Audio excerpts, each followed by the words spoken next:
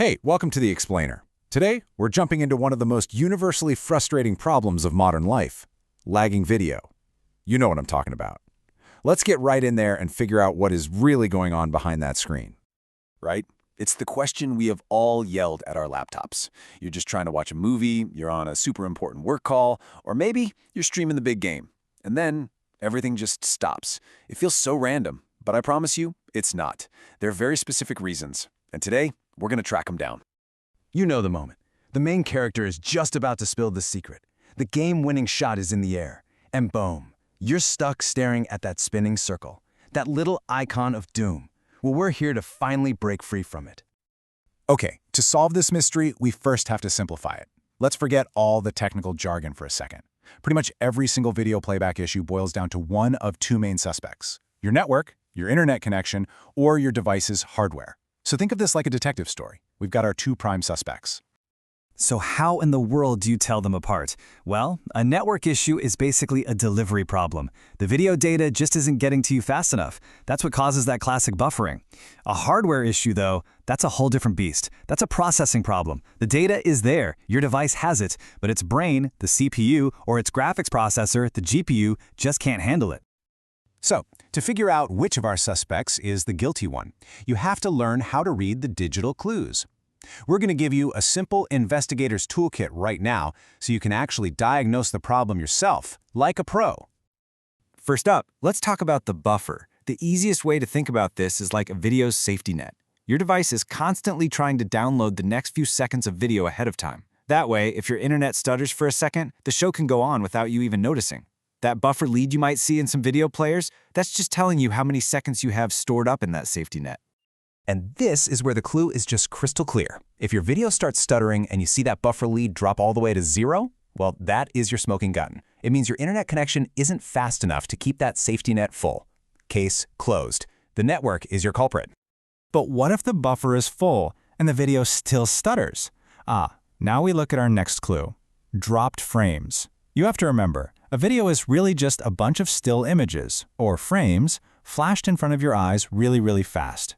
Dropped frames are the ones your device just plain gives up on showing you because it's too busy, it's too overwhelmed to draw them in time. So here's the absolute key. If your video is choppy, but you know your buffer is full, and you see that dropped frames number just ticking up and up, you've got them. It is not your internet, it's your hardware. Your computer's CPU or GPU is gasping for air and can't keep up. Now, let's just quickly touch on a cousin of this problem, audio and video sync issues.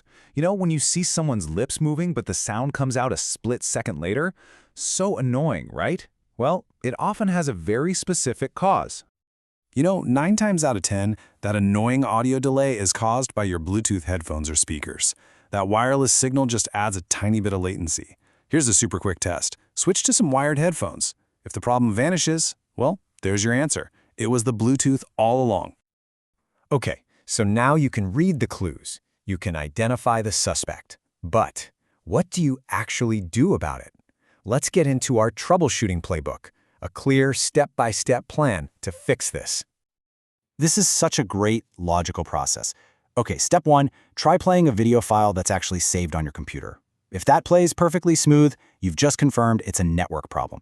But if it still stutters, move to step 2. Try a really common video format, like an MP4. That helps rule out a weird compatibility issue. Still not working? Try a totally different browser. Maybe the problem is the software. And finally, if all else fails, close all those other apps running in the background to give your hardware some breathing room. Oh, this is a huge one. Seriously, especially for 4K video. Hardware acceleration, it's like having a special little coprocessor in your computer that is an expert at one thing and one thing only: decoding video. It takes all that heavy lifting off your main CPU. You have to make sure this is turned on in your browser's settings. It can be a total game changer. All right, now let's get into video formats, or as they're technically called, codecs. Just think of a codec as the language a video is written in. Now, your device and your browser, they have different levels of fluency in these languages, like H.264, VP9, or the new one, AV1. So just because a browser says it can play a format doesn't mean it can play it well. And that is the key to understanding a chart like this. If you look up a video format and see it's listed as smooth and power efficient for your system, that is a fantastic sign. It means your hardware acceleration is kicking in and doing its job properly for that specific video. But if it just says supported, well, you might be in for a pretty choppy ride. So why does any of this really matter? Why should you care? Because believe it or not, this whole problem is only going to get bigger. Let's zoom out and look at the big picture for a second, and why knowing this stuff is going to be so important from now on. I mean, think about it. We are rocketing past 1080p.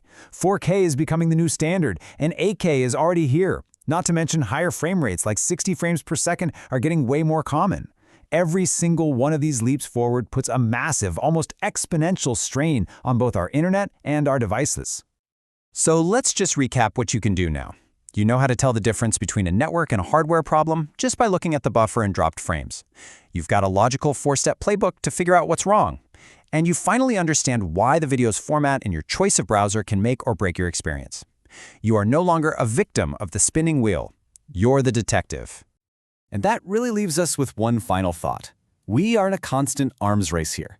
As our screens get sharper, as our virtual worlds get more real, the demands on our tech just skyrocket. So the real question isn't just about fixing today's buffering, it's about whether the hardware we have in our pockets and on our desks can ever truly keep pace with our endless demand for more pixels, more frames, and more data. What do you think?